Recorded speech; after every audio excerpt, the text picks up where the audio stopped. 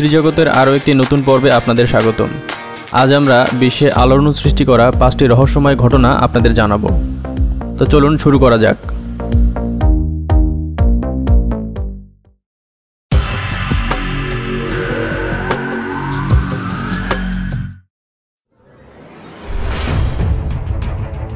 ঘটনা 1। 1978 সালের অক্টোবর মাসের 21 তারিখের ঘটনা এটি। 20 বছর বয়সী ফ্রেডরিক একটি হালকা কেসনা 182L বিমান চালিয়ে অস্ট্রেলিয়ার কিং আইল্যান্ডের উপর দিয়ে যাচ্ছিলেন।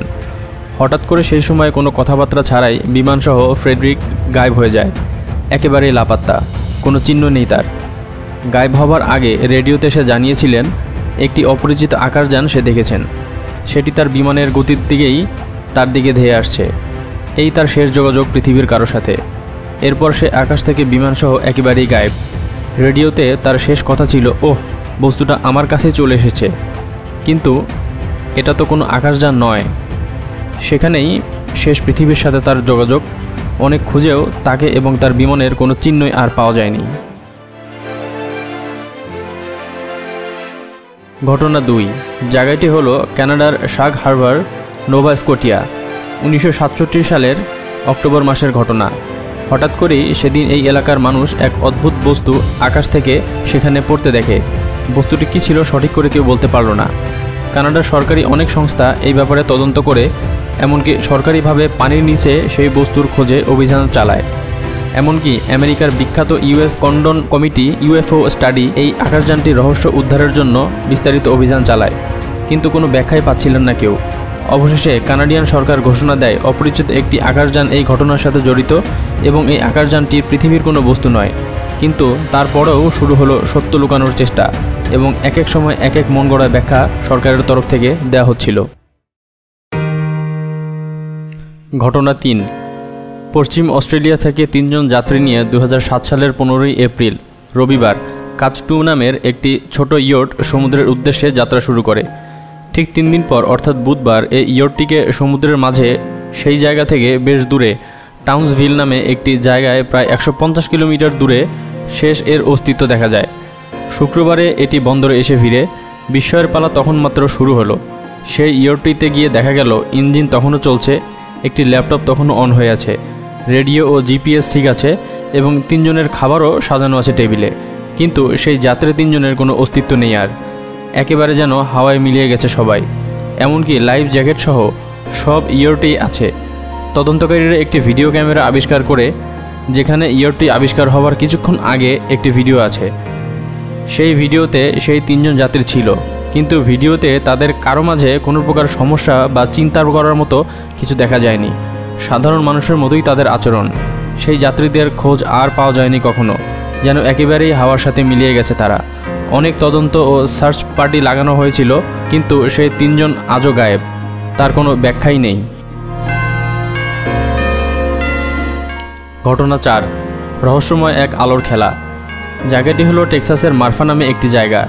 এক ব্যাখ্যাতীত ও রহস্যময় আলো এই জায়গাটিতে আকাশের উপর ঘোরাঘুরি করতে দেখা যায়। সর্বপ্রথম 1957 সালে এই ব্যাপারটি সবার নজরে আসে। যদিও জনশ্রুতি অনুযায়ী আরও আগে থেকে চলছে এই আলোর খেলা, কিন্তু 1957 সালের আগে তা সবার নজরে আসেনি। আলোগুলোর সাইজ প্রথমে একটি বাস্কেটবলের সমান থাকে। 6টি রঙের আলোর দল এ পর্যন্ত দেখা গেছে সেখানে, সাদা, লাল, নীল, হলুদ, কমলা ও সবুজ। একসাথে একেবারে বেশ কয়েকটি আলোর দল দেখা যায়। নির্দিষ্ট কোনো কাজ নেই এই আলোর। বেশ অনেকক্ষণ ইতস্তত আকাশে এক জায়গা থেকে আরেক জায়গায় ঘোরাঘুরি করতে থাকে। এগুলো কিসের আলো কোনো ব্যাখ্যা নেই কারো কাছে। এই মারফা লাইট এর ব্যাপারটি নিয়ে অনেক ভিডিও ফুটেজ এবং ছবি তোলা আছে। চাক্ষুষ নিজের চোখে এই মারফা লাইট দেখেছে এমন প্রচুর মানুষ আছে। এখনও চলছে এই আলোর খেলা। বেশ কয়েকটি বিজ্ঞানীর ছবি তোলা আছে এবং বেশ কয়েকটি বিজ্ঞানীর দল এই আলোর পিছনে গবেষণাও চালিয়েছেন, ব্যাখ্যাও দিয়েছেন, কিন্তু মানুষ এই ব্যাখ্যা বিশ্বাস করল না। অনেক ফাঁক ছিল এই ব্যাখ্যায়। ঘটনা 5। সময়টা 1977 সালের আগস্টের 15 তারিখ। ডক্টর জেরি আর ইহম্যান নামক এক বিজ্ঞানী the big air radio telescope দিয়ে তার সেটি নামক প্রজেক্ট নিয়ে গবেষণায় ব্যস্ত। হঠাৎ করে তিনি খুব রেডিও সিগন্যাল পেতে শুরু করেন। সাথে কম্পিউটারের সেটি প্রিন্ট আউট হতে থাকে। কিছু বুঝে ওঠার আগেই 72 সেকেন্ডে সহায়ী ওই সিগন্যাল বন্ধ হয়ে যায়। এই শেষ। তারপর আর অনেক চেষ্টা করে সিগন্যালটি আর পাওয়া যায়নি। প্রিন্ট আউট কাগজটি হাতে নিয়ে বিস্ময়ে হতবাক বিজ্ঞানী কাগজটির পাশে ওয়াও লিখে রাখলেন। তখন থেকেই এটি এই নামে পরিচিত। মহাকাশ নিয়ে সেই সময় গবেষণায় ব্যস্ত ছিলেন এই বিজ্ঞানী। সিগন্যালটি অবশ্যই সেখান থেকেই এসেছে। সেভাবেই সব সেট করা ছিল যাতে এর বাইরে সিগন্যাল আসতে না পারে। অনেক চেষ্টা করা হয়েছিল এই সিগন্যালটি ঠিক কোথা থেকে এসেছে বের করার জন্য, কিন্তু 100% নিশ্চিত করে এখনও সব বলা সম্ভব হয়নি। তাহলে কি পৃথিবীর বাইরে থেকে কোনো ইউএফও থেকে এই সিগন্যালটি হঠাৎ করে চলে এসেছিল? হয়তো হঠাৎ করে নয়, হয়তো পৃথিবীর বাইরে থেকে কেউ যোগাযোগ করতে চেয়েছিল। কোনটি ঠিক সঠিক তার কোনো ব্যাখ্যা নেই। মিডিয়ায় ব্যাপক প্রচার পেয়েছিল এই ঘটনা।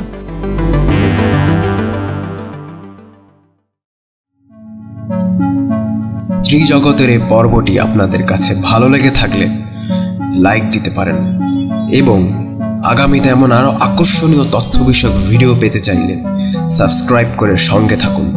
ধন্যবাদ।